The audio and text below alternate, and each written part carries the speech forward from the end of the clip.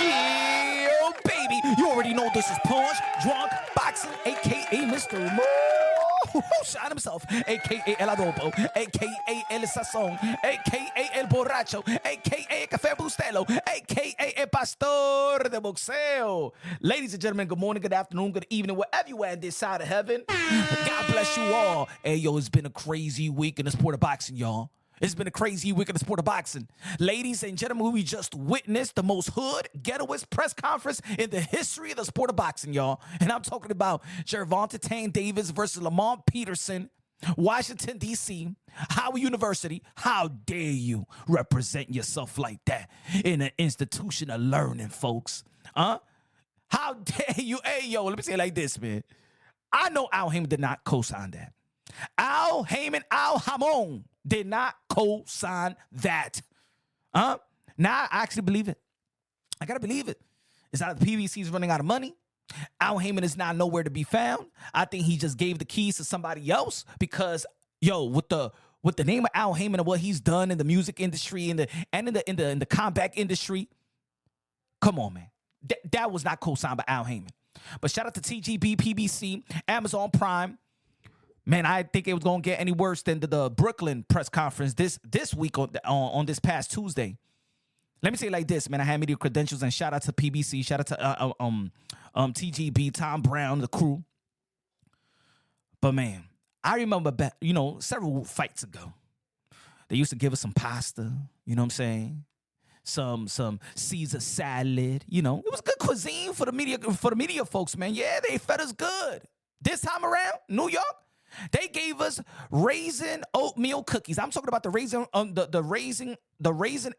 oatmeal cookie, the one that you could get in your local grocery store, in your deli, with the purple bag, the 35 cents one. Hey, yo, man, I was biting on them cookies. I gotta go to the dentist right away. It was like biting on hard candy. Nah, I ain't talking about the little fluffy ones you get. You know what I'm saying? The little fluffy one, it gets out of the oven and you could chew and it's all melted and stuff like that. They gave us the cookies that they give our children in the public school. Probably worse. That's what I was thinking about. Yeah, PPC. Yeah, the rumors are right. Yeah, they losing money. They got no more dinero. Yeah, they only have hot water, coffee, and tea. With some cookies. How can you eat some cookies with water, man? You think I'm in prison or something like that? You think I'm in a county jail? Man, but then in Washington, D.C., hey, yo, look like they had the host on minimum wage or something like that. Because that host, I don't know who the host was. They said that he was a comedian. I don't know if he was a little cornball to me. I ain't hear a joke. But it is what it is, right? In Brooklyn, y'all know that Gervonta Davis came like 6 hours late. Pause. Right? But we understand that by Gervonta Davis, he did come late prior to the Ryan Garcia and Gervonta Davis press conference in New York that time, right? So we understand how Gervonta Davis moves out here, you know? But look, that fight's supposed to be happening March 1st. The kickoff was this week. It's going to be happening on March 1st. Brooklyn, New York, Barclays Center. And Gervonta Davis has performed very good in the Barclays Center. Some great numbers when he fought Rolly out here, sold out crowd. And but yeah, man, there's a lot of people out there that's not happy with the opponent. Lamont Roach is a WBA champion in the 130-pound division. Again, Gervonta Davis is moving somebody up. And during the press conference and interviews, Gervonta Davis was alluding that he walks around in 140, 143. He's really not that big of a guy. We all know that Gervonta Davis is a small dude with a big punch. And him and Lamont Roach know each other very, very well. Lamont Roach's dad did coach him they coached Gervonta Davis for Gervonta Davis to win the national, I think one of the national Golden Gloves. So they know each other very, very well. You don't see no animosity. I believe that they friends. And it's more, I think it's more of Gervonta Davis looking out for the family of Lamont Roach and giving him the opportunity to make money. So in that aspect, I commend Gervonta Davis for that. You know, Mike Tyson did say once when he was interviewing Jamar Charlo that the best thing you could do is actually fight your friend in the sport of boxing because you're giving him some life-changing money. And I think that Lamar Roach, I don't think that he would be, if it wasn't for Gervonta Davis, where will he be getting that type of $1 million fight? Or you understand what I'm trying to say? So I mean, it's commendable of Gervonta Davis to do that, but in the spirit of the sport, we want to see Gervonta Davis there to be great, right? We've been begging Gervonta Davis there to be great, but even in this week, Gervonta Davis alluded and clarified for the boxing fan that I am not going for legacy. I don't give a damn about it. That's what Gervonta Davis was saying. He don't give a damn about no legacy. I'm not like them other fighters that y'all care about and praise. I don't care about that. All I care about getting money and getting out. And again, in the spirit of the sport, I don't understand it, but in the spirit of just being a human being and just being a average Joe that go to work, clock in, clock out, they ain't trying to be no damn supervisor. I ain't trying to be the manager of the company. I ain't trying to be the CEO, the VP, the secretary. All I want to do is go to work, clock in, clock out. I didn't want to do no overtime, and if I do overtime, I want to get my time and a half, right? And then just pay my bills and take care of my family and save money or invest money, whatever like that. So from that aspect, I do understand Gervonta Davis from that aspect. You know what I'm saying? But as a boxing fan, we're like, come on, man. You got the skills to pay the bills. You got special skills. You got the power, the speed, the collaboration of speed, power, athleticism, twitch muscle, IQ. Because Gervonta Davis could also box as well. You know what I'm saying? But we want to see that. We want to see Gervonta Davis give his skill set and his legacy an opportunity to have a prestige and a lucrative one. But hey, it's his life and this is his career. At the end of the day, Gervonta Davis got a niche fan that's wanted to pay and see him, pay for his fights, go to his fight, cheer him on. It is what it is in the sport of boxing. The question is going to be if Gervonta Davis is the guy that's not going for the gusto, is not there to be great, doesn't have the accomplishment, just like a Teofimo Lopez, which I call the captain of the generation, the commander-in-chief, and which I believe that the best fight, the legacy fight for Gervonta Davis will be Teofimo Lopez and Gervonta Davis. I think that's the fight. That's the fight. The best matchup in the sport of boxing, especially in this side of the pond, right? And Gervonta Davis also alluded in the Brooklyn press conference that he's willing to move to the 140-pound division and actually fight Teofimo Lopez. And to be honest, Teofimo Lopez also doesn't walk around over 150 pounds.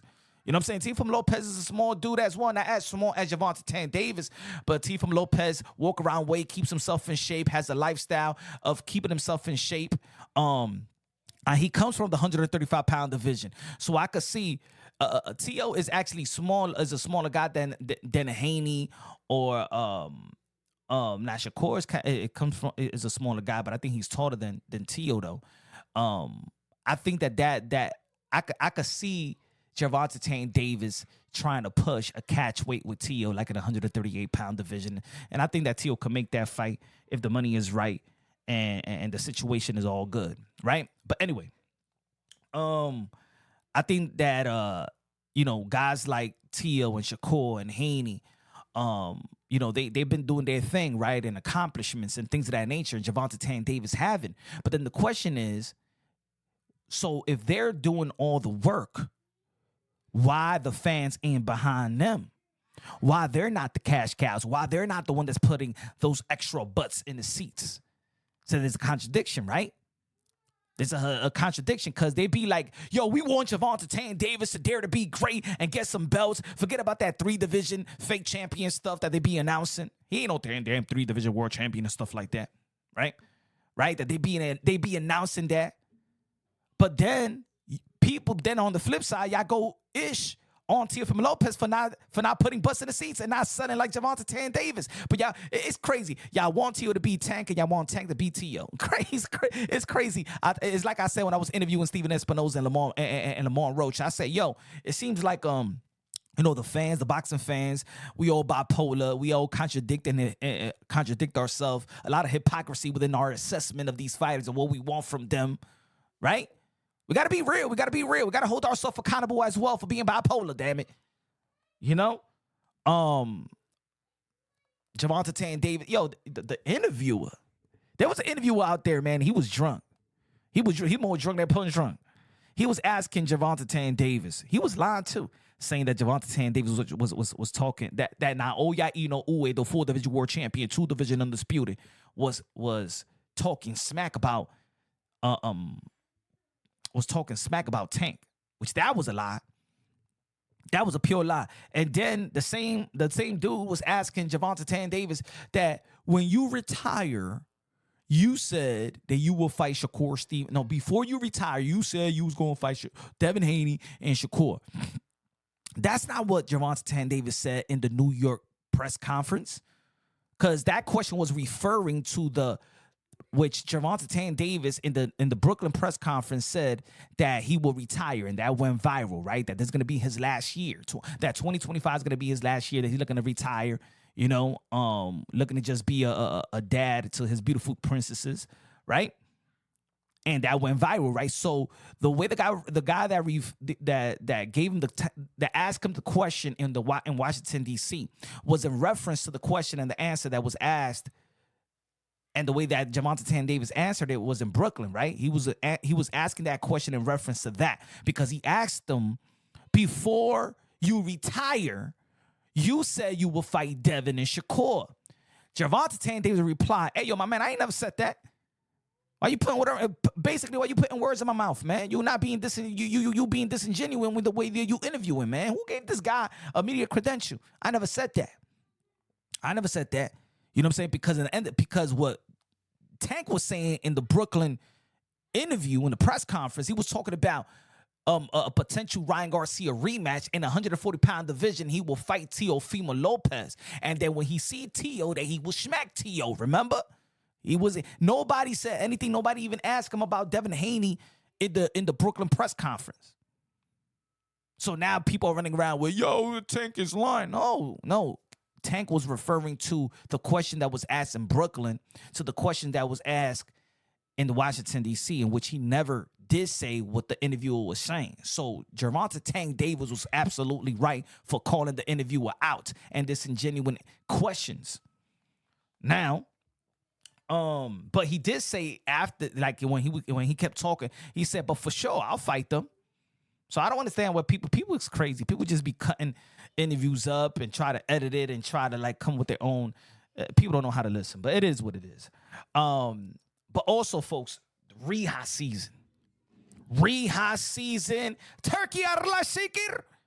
Here came with a great card in Saudi Arabia night, like Arabian day.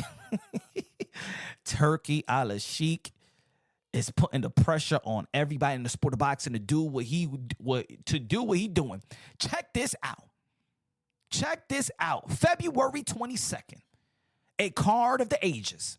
We got Joseph Buatsi versus Callum Smith. I'm saying like this. In the UK, any other fight, this is a main event fight that actually do great numbers, could sell out an arena in any arena in the UK.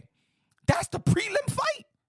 That's the first prelim fight of the Riyadh season in February 22nd. We got Zan back in the mix. We got Virgil Ortiz versus Mazramov. We're going to be talking about that, the situation with Jerron Boots Ennis. Jerron, a.k.a. Poos in Boots. Jerron Poos in Boots Ennis ducked Virgil Ortiz. We're going to be talking about that in just a minute. We got Carlos Adamas, El Dominicano, El Platanero, El Manguco, El Tres Golpes versus Shiraz. Wow. Shakur Stevenson going to be facing Kid Austin, Floyd Schofield, Kid Austin, the Phenom in 135-pound division. He called him out. He told his father said that his son is going to break Shakur Stevenson's jaw and break his face and break everything, his ribs and all that stuff. Shakur Stevenson, the 3-division world champion, said, yeah, you want that work? I am Mr. Miyagi, and you Daniel, son. Let me go and show you. I'm going to show you something on February 22nd. We're going to seize that. And then we got Danny Dubois, the IBF heavyweight champion of the world, which I believe is fight of the year. Y'all already know if the referee would have called that low blow an illegal blow, man, he could have been undisputed right now. Versus Joseph Parker, the most active fighter in the sport of boxing. Yo, this is going to be a goodie, man. This is going to be a goodie. And then the main event, the rematch, Artur Beterbiev versus Dimitri Bivol. Wow, folks. what a card. You got to congratulate Turkey Al-Sheikh. I told you I would make boxing great again. I will make boxing great again, like Donald Trump would make the American great again. I told you. I am the man. I am the best. I am Mr. Aladdin. I am the turkey. Not the turkey in Thanksgiving, but I am the turkey. But yo, man, shout out to Turkey. Shout out to Turkey Al-Sheikh. People's been talking about if there's still gonna be if Canelo Alvarez and Crawford was gonna be in negotiations, and Canelo Alvarez yesterday in an interview said, "Nah, I'm not in no negotiations. I won't be talking about any type of fights or any fights that I'm gonna be marinating or finalizing until January." And also Turkey Al-Sheikh in a recent interview also stated that he's not that he's already don't care about that fight with Turkey and Bud. I'm sorry, with Canelo Alvarez and Bud. I think that he lost confidence that fight could be finalized. Hopefully he can make something else. But yeah. So we want to see what Canelo Alvarez is going to be fighting because he doesn't have a lot of opponents left. If you want to stay in the 168-pound division, there's only a couple of names left. Not even a couple of names like M. Billy. I don't think that M. Billy made a statement versus Sergey Derevchenko for him to get the Canelo Alvarez fight. We got Demetrius Andre that's been a marinated fight for quite some time, ever since the 154, you know. But speaking about this week, man, I'm telling you, this has been a crazy week in the sport of boxing. You got in the 168-pound division. You got Demetrius Andre calling out Caleb Plant, calling out Edgar Berlanga. Did an interview with Punch Drunk Boxing. Did an interview, went out there to the Boxing Voice and calling out and making fun of Edgar Berlanga. Edgar Berlanga's going out there parading that he is. Hey, shout out to Edgar Berlanga. I'm from New York. He's from New York. I support New York fighters, but damn, Edgar Berlanga is actually celebrating like if he won the fight. Edgar Berlanga is actually celebrating like he won the World Cup. Like he won the World Series. Like he won the NBA Final. Like he won March Madness. Yo, this man is celebrating, had a parade with a couple of bikers out there. Like 7 bikers out there and called it a parade in Puerto Rico. Yo, crazy. So Demetrius, look, I would like to see in the 168-pound division. I believe that Demetrius Andre actually did make it a great point. He made a great point. He did say that in the 168-pound division, probably the best matchup fight is him and Caleb Plant. And I believe that's a good 50-50 fight. That is a good 50-50 fight. They got a common opponent, of course, David Benavidez, the Enigma that moved up to the 175-pound division.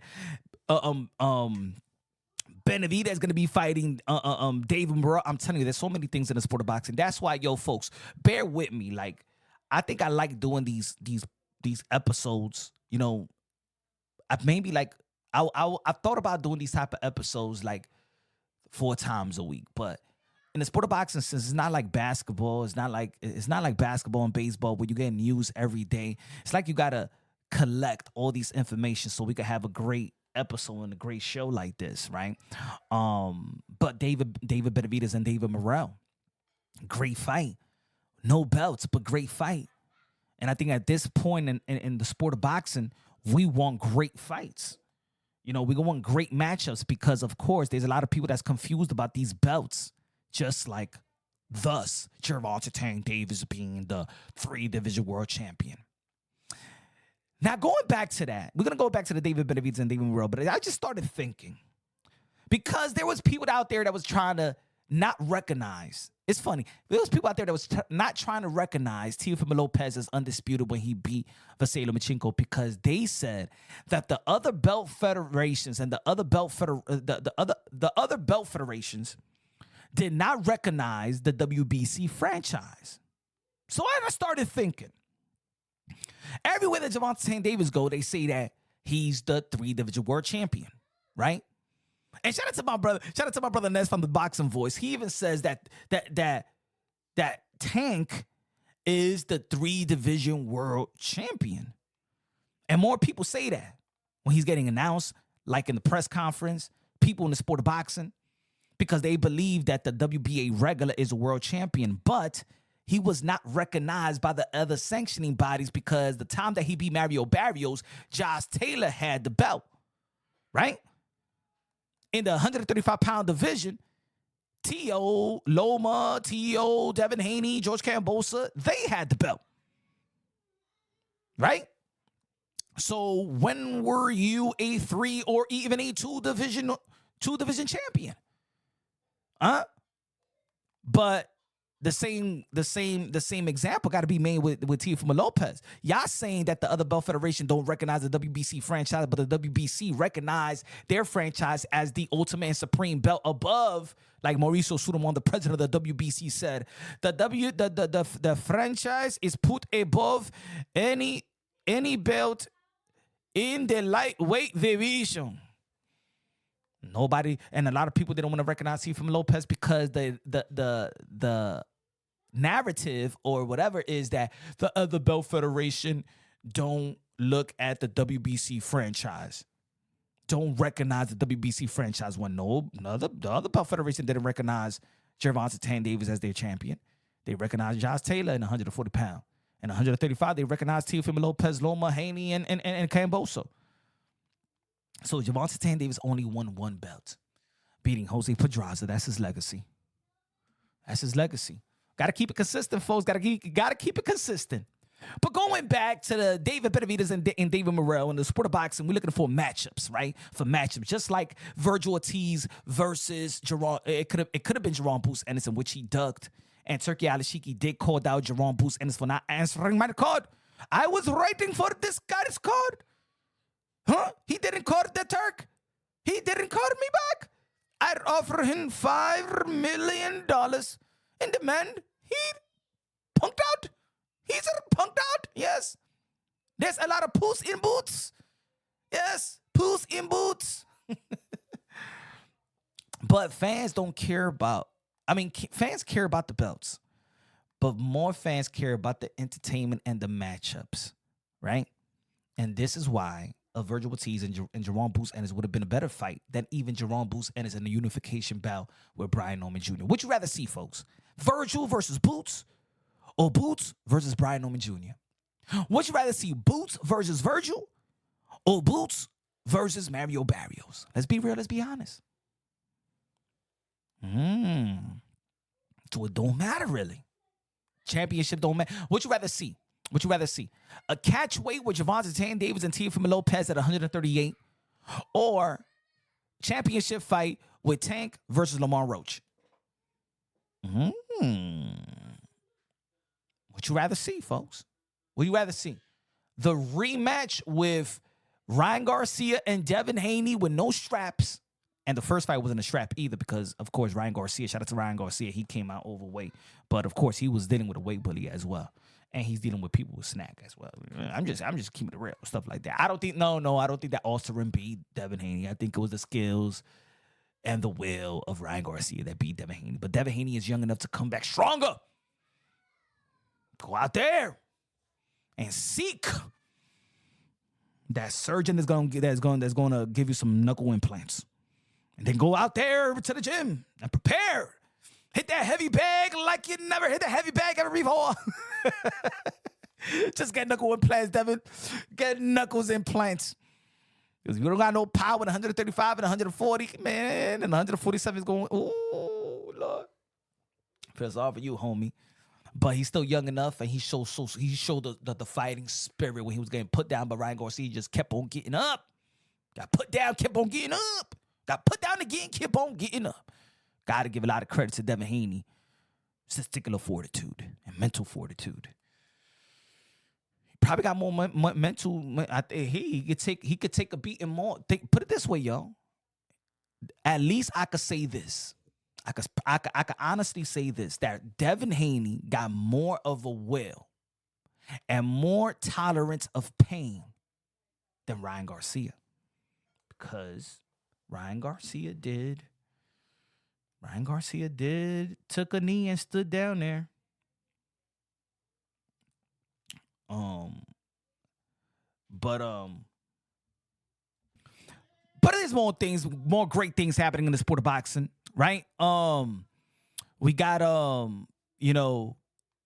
again, the Riyadh season, February 22nd. We got the March 1st with Gervonta Davis, and we're still waiting on the undercard of that fight. Hopefully hopefully the Mise Andre could get that fight with Caleb Plant. I think that's going to be a great fight. I think that will make the event as well. Almost like what Amanda Serrano versus Katie Taylor was for the Mike Tyson Jake Paul event. They made that. They made that event legit, historic. You feel me? Amanda Serrano, Katie Taylor, man, I still can't get over. I still get goosebumps. I do believe that Amanda Serrano got robbed. I do believe that Katie Taylor is an extraordinary fighter, but when it comes to Amanda Serrano just hurts her to the point that Katie Taylor started going berserk. You know what I'm saying? Leading with the headbutts and stuff like that. Damn, man, for real, man. She gives more headbutts than a hooker in the strip. For real. But hopefully we get the trilogy, yo. Hopefully we get the trilogy. Hopefully we get Amanda Serrano back in the ring and stuff like that. Give me one sec. Yeah. Yeah, what I was saying that I think the Mise Andre and Caleb Plant could be the co-main of Gervonta Davis and Lamont Roach. I think that that would be a good addition to the fight. Or maybe they could get the Mise Andre versus Jamal Charlo, or they could get a Jamal Charlo versus Caleb Plant or something like that, man. But I think it does need some type of facelift. That event does need a facelift, and I think it need a name like that. They was trying to say. I spoke to Tom Brown, TGB. Shout out to Tom Brown, giving me the opportunity to interview him. I know he doesn't do a lot of interview with anybody really, so I'm very gracious for him to give me the opportunity. He was talking about somebody probably in the DMV, probably the Russells, man. Probably get the rematch with Puello and Gary Antoine Russell. But I still think it won't give him that type of facelift because a lot of people don't know too much of Gary Antoine Russell nor Puello. Even though that's a great fight, maybe they could have that fight too and add the Mise Andre versus Caleb Plant. I just think that it will be a hell of an event. I just think, and everybody, mostly people from the East Coast as well. So I think it'll be good. But want to see also, we saw the back and forth between, not the back and forth really, but Ryan Garcia is going to be having an exhibition in which Golden Boy Promotions, Oscar De La Hoya didn't feel that he's given the green light to it because he felt that they wasn't involved. They didn't know too much about it. And of course, you already know that Ryan Garcia is signed to Golden Boy Promotions. So Oscar De La Hoya is trying to get that moolah, trying to get paid. Where's my percentage, bro? Where's my percentage? You ain't gonna be doing no damn business without me, baby. I own you. I own you. But yeah, man. I guess they want their cut. And that's understandable by Golden Boy Promotions. Oscar De La Hoya said that he ain't gonna do no more Clackback Thursday. Damn, I love the Clackback Thursdays. Oscar De La Hoya was trying to blame it that people was trying to, report him and that nobody's trying to let him speak facts. Nah. You can't use that excuse, Oscar De La Hoya. We got number 45, turn number 47. We got Elon Musk. Ain't nobody trying to shut down your Clapback Thursday. You just put your Clapback Thursday on X, formerly known as Twitter, and you ain't gonna get shut down. The thing is that I think that Oscar De La Hoya really put a foot in his mouth when he was saying that Kid Austin was a prospect, in which Kid Austin, Floyd Schofield, is his fighter, and he's in a contending position. He is the number 2 WBA ranked fighter, so he's in contentions to fight for a world title when he's not a prospect, but he called him a prospect. And then Oscar De La Hoya was talking about Eddie Hearn having relations and an affair with Sky Nicholson from Australia. Mamacita. And I think that was kind of a low ball right there. Like, come on, Oscar De La Hoya. Why you going to try to break up a happy home like that? You got a credible voice. You got a relevant voice, and a lot of people around the world listen to Oscar De La Hoya because you were a legend. 6th Division World Champion, one of the best to ever lace them up for anybody, anytime, any place. Let's go. How you gonna say that, man? Trying to break up a happy home with Eddie Hearn and stuff like that. Man, it's Bush League, man. Go after each other, but come on, man. You can't be trying to expose him with the other lady.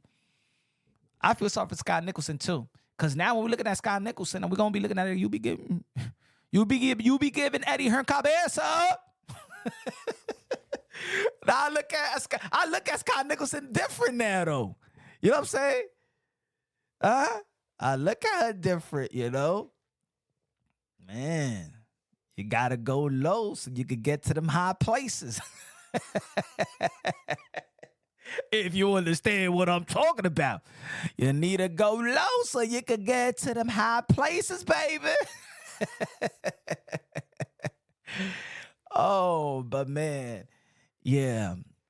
But no more clapback Thursdays. I guess you got to save your clapback for your ladies in your respective homes, folks. It's time for you to do your own clapback Thursdays. Maybe I should adopt it. Maybe I should take, I was going to let me take over then. I'll do clapback Thursday because y'all already know on Punch Run Boxing, the YouTube channel, we have the happy hour Thursdays. But, yeah, man. Boxing is full of surprises. Boxing is full of drama and gossips. So that press conference this week was kind of funny to me, man. Hopefully, I'm told you they get a facelift. What else we have in the sport of boxing, y'all? What else? Hopefully, this. Y'all know that Alexander Usyk is getting paid $114 million. $114 million. All praise to Alexander Usyk, the 2-division world champion, undisputed at heavyweight when he beat Tyson Fury. They're having a rematch. And this upcoming week, right? In 2 weeks, they having a rematch, folks. I think it's December 21st, December 22nd. Alexander Usyk versus Tyson Fury. The rematch is not going to be happening. It's not going to happen for the undisputed because Danny Dubois has the title, right? But damn, $114 million, and Tyson Fury is going to be earning $76 million and making it the rich purse, man, the richest plate, in boxing history. So I did a video yesterday and I said, hold on. A lot of people was criticizing Canelo Alvarez. Canelo Alvarez, the 4-division world champion, super middleweight undisputed. King Nello, a.k.a. Cartelo, a.k.a. Cash Nello, a.k.a. Payday, a.k.a. get the F out of here, man. They was criticizing Canelo Alvarez when he alluded that he would like a $200 million purse to fight the likes of David Benavidez or Terrence Bud Crawford. What was it, $200 million, $150 million? And people say, Canelo Alvarez overpricing himself. Canelo Alvarez doesn't want to fight. Canelo Alvarez, ain't no way that he's going to get $200 million. But wait a minute. All we know is that aside from Canelo Alvarez, accomplishments, Canelo Alvarez been keeping boxing alive, especially out here on this side of the pond. He's been holding American and Mexican boxing. He's been putting on his shoulder. Ain't nobody outside of, let's say, Anthony Joshua that's pumping money into the sport of boxing like Canelo Alvarez. He's making everybody rich in the sport of boxing. He's making the world and the money go round in the sport of boxing, right? From his gates, from his pay-per-view, from everything he's done. He's been the guy. He's the king. We never have called Alexander Usyk the king of boxing. It's not Alexander Usyk, a.k.a. King Usyk. King Payday. We never said, Alexander Usyk is going to give you that type of payday. Payday. No, that's us. That's Canelo Alvarez. So if Alexander Usyk could get $114 million to fight Tyson Fury, then that $200 million that Canelo Alvarez was asking for, matter of fact, if you offer $200 million now to Canelo Alvarez, if Turkey al-Shakir offered Canelo Alvarez $200 million, let me tell you like this, my friend, that's a low ball offer now. I ain't trying to pocket watch nobody, but I got to keep it real. I keep it unbiased, logically, and objectively. $114 million is a blessing. But Canelo Alvarez have done way more in terms of revenue than Alexander Usyk. When's the last time that Alexander Usyk actually, packed a place in Ukraine? Because I remember when he came out here in America, in Chicago, he did probably like 7,000 people. You know what I'm saying? He's getting them. Alexander Usyk is getting them type of numbers, what you call like the Hulu theater numbers, huh? $114 million to Canelo Alvarez. Y'all was crying because he said $200 million. Matter of fact, give Canelo Alvarez $500 million. Damn it. Yeah, I said it. Call me crazy all y'all want. I'm already punch drunk. Call me crazy all y'all want. Canelo Alvarez could start negotiate with the $500 million and work your way back down. If you want David Benavidez, if you want Canelo Alvarez versus Terrence Bud Crawford, you're telling me that Canelo Alvarez is just worth a couple millions above Alexander Usyk, and he's the one that's been pumping money into the sport of boxing? I'm going to say it like this. If Alexander Usyk retire right now, what type of impact it leaves boxing? If Alexander Usyk retire right now, what type of impact do boxing says, oh, man, that's a big chunk of our money resources or money income? Nah. But if Canelo Alvarez retire right now, if Canelo Alvarez retires right now, who takes the crown? Nobody. Let me tell you like this. In America, and even in high-profile publications and high-traffic publications, they're only going to be talking about Canelo Alvarez and probably and Gervonta Davis. And a little bit of trickle of Bud Crawford because now he's attached to a Canelo Alvarez potential fight. Right?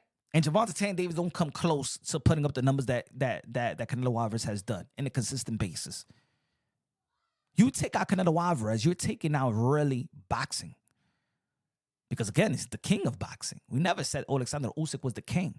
So if he's getting $114 million, and Alexander Usyk was never labeled as a king,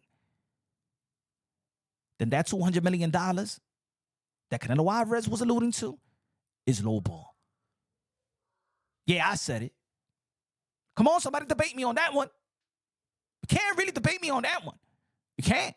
That's $200 million now. It's either lowball or it's either, you know what? It's respectable. Highly respectable. Highly respectable. But we want to see who Canelo. And yes, I'm not. And look, like I said, I'm not going with just the accomplishment because I'm saying like this. Alexander Usyk accomplishments is top tier. His resume is beautiful. His accomplishments is beautiful.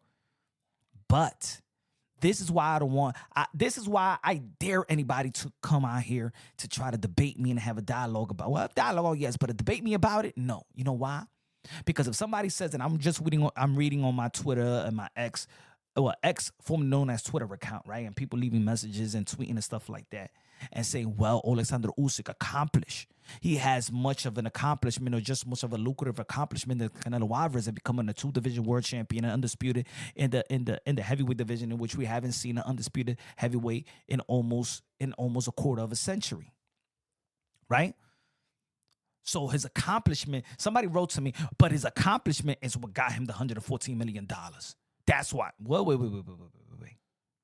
So then when people want to debate and people want to discredit and devalue guys like Teofimo Lopez, remember we was talking about in the beginning, right? Guys like Teofimo Lopez, Shakur Stevenson, Devin Haney. But let's go with the Teofimo Lopez, right? Because there's more criticism of Teofimo Lopez saying, well, he never fought in pay-per-view. Well, he never sold out in arena. But his accomplishments is better than Gervonta Davis. But who gets paid more? Who gets paid more? Who put butts in the seats? Who gives that massive income and revenue, compared to both of them, right? The richest event in Washington, D.C., and that time when he fought Hector Luis Garcia. Oh, sold out the crowd in Barclays Center.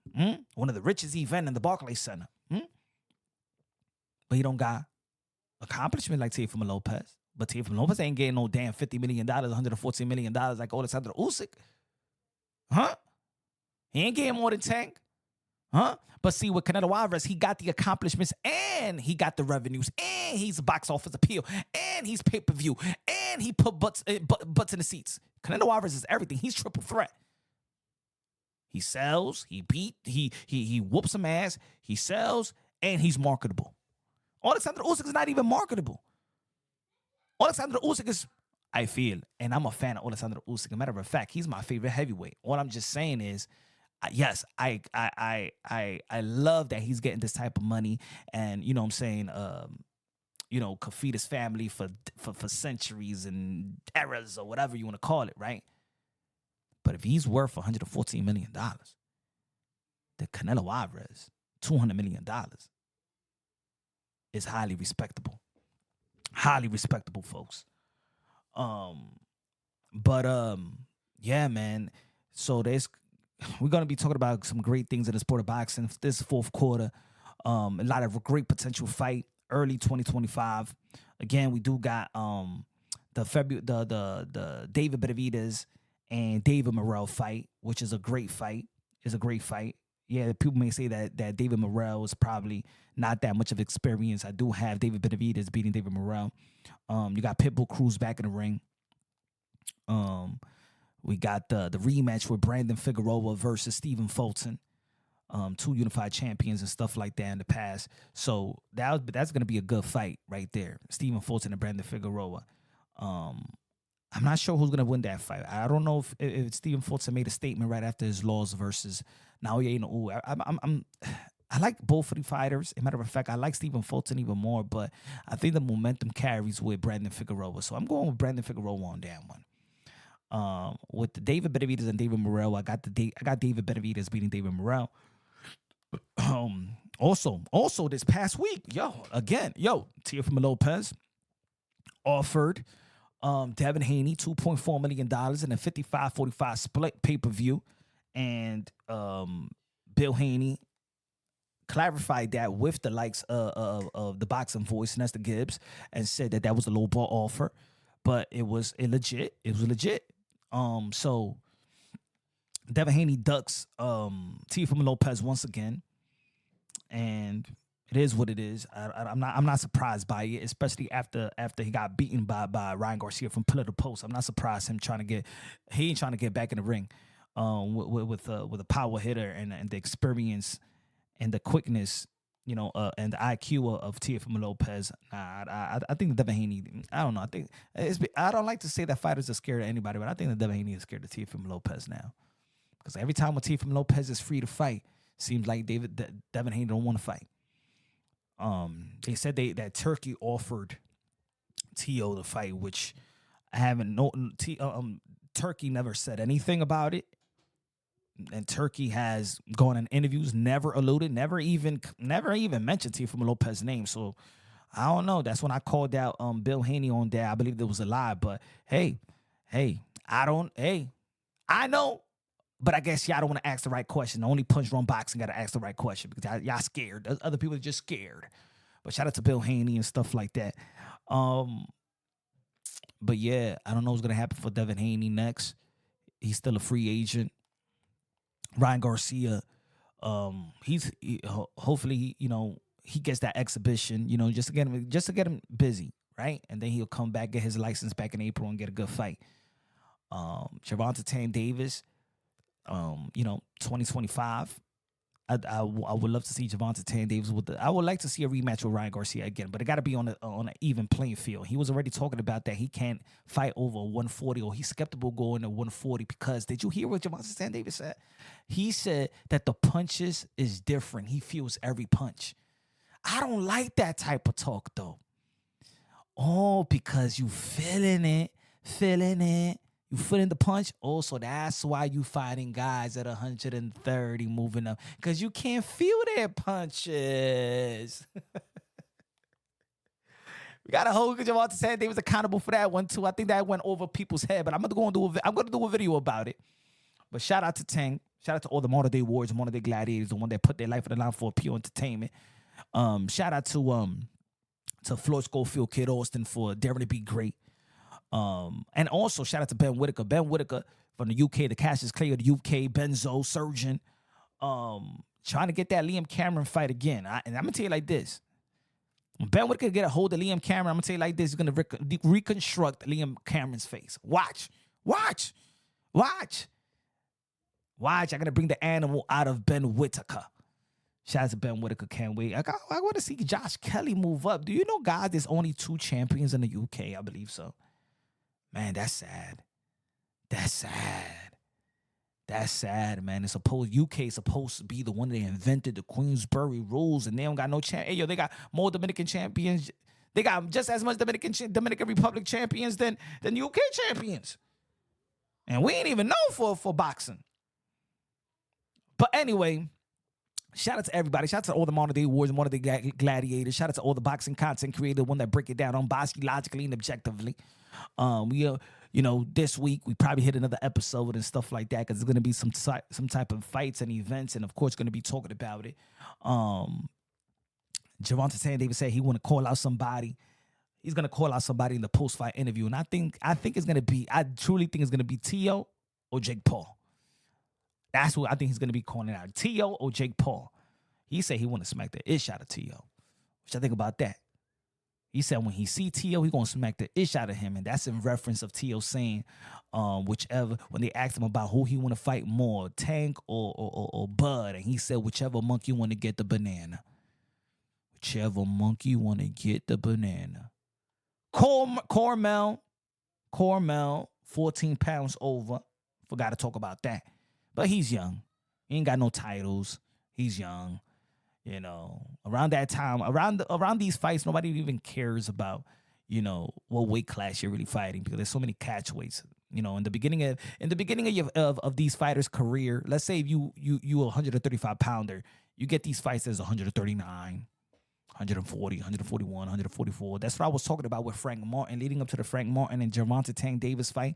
Frank Martin never fought as a lightweight in the amateurs, and Frank Martin only had like 4 fights in the lightweight division. He's really 140 pound, actual 140 pounder. So, and I said that leading up to the fight, but of course, a lot of people don't follow the amateurs like that or follow the details like your boy Mr. Moonshine. But anyway, folks, man, subscribe to the channel, smash the like button, leave a review, comment on podcast, Apple Podcast, Spotify. Show your love, show support, become a member to the channel, buy the merch. You know what I'm saying? Love y'all. God bless, and on to the next.